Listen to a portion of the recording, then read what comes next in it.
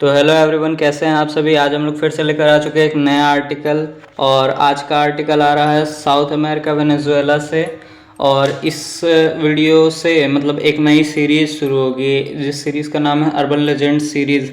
Urban legends के बारे में मैं थोड़ा सा आपको बता देता हूँ। अर्बन लेजेंड्स ऐसी पौराणिक कथाएं होती है। लेजेंड्स का मतलब है और अर्बन मतलब तो गाँव में शहरों में घटी हुई घटनाएं होती हैं, उन्हें मिलाकर कहते हैं अर्बन लेजेंड्स। और ये कुछ ऐसे नेगेटिव एनर्जीज़ या फिर कुछ भी बोलो वो होती हैं जो कि एक पर्टिकुलर टाइम पीरियड के लिए किसी जगह को हॉन्ट करती हैं। ऐसे ही एक अर्बन लेजेंड के बारे में मैं आपको आज बताने वाला हूँ जिसका नाम है एल सेल्बॉन। एल सेल्बॉन, इसके बारे में आजकल यूट्यूब पे बहुत सारी कहानियाँ वैसे तो चल रही हैं और बहुत सारे रिएक्शन वीडियोस भी बन रहे हैं, तो मैंने सोचा मैं भी एक बना देता हूँ। खैर, आज का ये आर्टिकल आ रहा है जहाँ से मैंने आपको बता दिया है। और इस आर्टिकल का मेन जो कैरेक्टर होने वाला है वो होने वाला है हेनरी, मार्क हेनरी। तो बिना किसी डेली के जो शुरू करते हैं इस वीडियो को, तब तक के लिए चैनल को सब्सक्राइब कर देना, लाइक कर देना इस वीडियो को। तो कहानी को शुरू करते हैं। तो ये बात है आज से करीबन काफ़ी 100 साल पहले की लगभग बात है, मतलब 1920 की बात है। तो 1920 में एक लड़का नाम का हेनरी अपने गांव में रहता था, वेनेजुएला में, नॉर्दर्न वेनेजुएला। तो वहाँ पे वो रहता था अपने पापा के साथ और मम्मी के साथ। उनके पापा की कुछ एक्सीडेंट वगैरह में हो चुकी थी, तो उसके बाद हेनरी के ऊपर ही उनका पूरा कारोबार का मतलब काम पड़ जाता है। तो सारा काम अब हेनरी को ही करना था। तो हेनरी अब बड़ा हो चुका था, वैसे तो उस एक 22-23 साल का हो चुका था। तो हेनरी रोज़ सुबह का रूटीन बन गया था उसका कि वो सुबह उठता 6 बजे और काम पे चल जाता शहर के लिए। शहर में उनकी कोई फैक्ट्री वगैरह थी, तो वहाँ पे चल जाता और उसके बाद वो आता रात में काफ़ी लेट। ऐसा तो 8 बजे तक आ जाया करता था घर वो, लेकिन कभी कभी 9 भी बज जाते थे, कभी कभी 2 भी बज जाते थे। तो फिर ऐसे ही उनका हिसाब चल रहा था डेली का कि वो जाता फिर आता रात में। तो ऐसे ही एक दिन की बात है, हेनरी जाता है सुबह सुबह उठ के काम के लिए। उससे आज बड़ा अजीब लग रहा था काम पे जाने में, लेकिन फिर भी वो जाता है। तो जाते जाते उसके बाद उसे रास्ते में क्या दिखता है कि एक बिल्ली, काली बिल्ली ने उसका रास्ता काटा। तो ऐसा नहीं है कि हमारे ही देश में काली बिल्ली का रास्ता काटना अच्छा नहीं माना जाता है, ऐसा फॉरेन में भी माना जाता है। तो खैर, वो ये सब चीज़ों पे ज़्यादा मानता नहीं था और इग्नोर कर कर आगे बढ़ जाता है, अपने फैक्ट्री में जाता है, काम करता है। और रात हो जाती है, रात के 1 बज जाते हैं फैक्ट्री में। उसके बाद वो जब आता है तो उसके रास्ते में एक जंगल पड़ता है, काफ़ी पुरानी कहानी है। और ऐसे भी वेनेजुएला साउथ अमेरिका के जंगलों के बारे में हमें काफ़ी पता है, लशी डार्क फॉरेस्ट्स हैं वहाँ पे बहुत ज़्यादा मात्रा में। खैर, वो जंगल के रास्ते आ रहा होता है साइकिल से। आते आते उससे ऐसे ही वो गुनगुना रहा होता है, तभी उसे एक सीटी सुनाई देती है। सीटी काफ़ी ज़्यादा पास से आती आवाज़। तो बोल रहा कि रात में, इतनी रात में जंगल में सीटी कौन बजा रहा है। तभी उसके दिमाग में एक बात आती है याद, एल सेल्बॉर्न। उसकी माँ ने उसे बताया था कि एल सेल्बॉर्न, खैर हम पहले एल सेल्बॉर्न का थोड़ा सा पास्ट जान लेते हैं। तो एल सेल्बॉर्न जब इंसान था, वैसे तो ये कहानी लगभग 200-300 साल पुरानी है। एल सेल्बॉर्न इस कहानी से भी 300 साल पुराना किरदार है। तो उस समय एक आदमी था, नौजवान लड़का, उसके घर वाले उससे बहुत ज़्यादा प्यार करते, लाड प्यार करते थे। और एक दिन ऐसे ही था और वो बिगड़ गया था। तो बिगड़ने के बाद एक दिन ऐसे ही आता है जब उसके पापा ने उसके पापा को उसने कहा कि मुझे हिरन खाना है। तो उसके पापा हिरन का शिकार करने गए और काफ़ी देर हो गया, कोई हिरन मिला नहीं उन्हें। तो कुछ देर बाद एल सेल्बॉर्न भी वहाँ पे गया। तो उसने देखा कि वहाँ पे उनके पापा के पास कोई भी हिरन नहीं है शिकार में। तो उसने अपने पापा को ही मार किया और एक बोरे में भरकर उनकी हड्डी और मांसों को लेकर अपने घर आया। और उसके दादा ने ये सब देखा और उससे बहुत मारा हंटर से, और कुत्ते भेज दिए उसके पीछे और बोरी में ही भर के उसके पापा को पीठ पर लेकर। तो ऐसे ही एक उस मरा जब, तो उसकी आत्मा एल्सेलबॉर्न बन गई।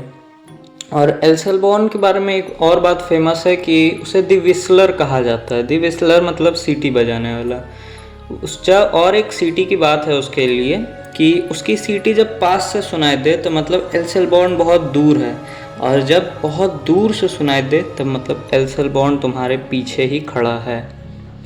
और जो हेनरी को आवाज़ आई थी वो काफ़ी पास से आई थी, मतलब हाँ एल्सेलबॉर्न उससे अभी दूर है।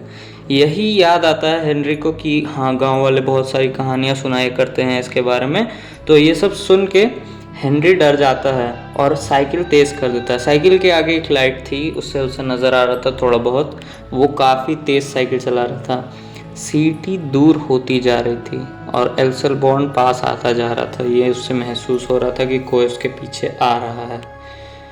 जब वो पीछे मुड़कर देखता है साइकिल से चलते हुए तो उसे एक बड़ा विशाल काई जीव तो नहीं, बहुत पतला लेकिन बहुत लंबा, कम से कम 12 फीट, उससे नीचे नहीं, उतना बड़ा आदमी, एकदम कंकाल, मांस लटक रहा, हड्डी जैसा, उसके पीठ पर एक बोरा टंगा है जिससे हड्डियां गिर रही है, और वो पेड़ों पर कूदते हुए उसके पीछे आ रहा था। काफ़ी दूर था वैसे वो, और सीटियाँ तेज़ हो रही थी, मतलब सीटियाँ दूर हो रही थी उससे।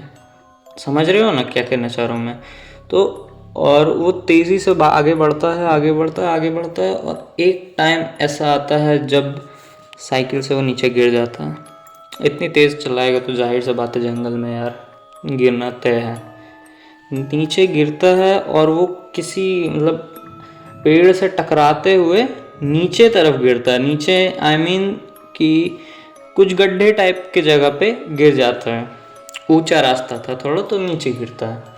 नीचे गिर के बाद वो रुकता नहीं, वो भागता है, जंगल के ही अंदर भागता है बहुत तेज़ी से वो। और सीटी की आवाज़ रुक नहीं रही थी अभी भी। ये सोचने वाली बात थी कि एल्सेलबॉर्न अभी भी उसके पीछे ही था। आगे बढ़ता, आगे बढ़ता, आगे बढ़ता, आगे बढ़ता, एक बार वो टकराता है किसी और चीज़ से और नीचे धड़ाम।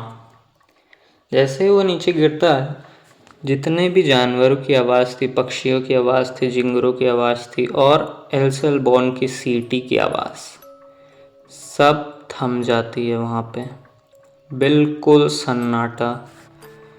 वो उठता है, कपड़े झाड़ता है और अपने पीछे देखता है, वहाँ कोई नहीं खड़ा था।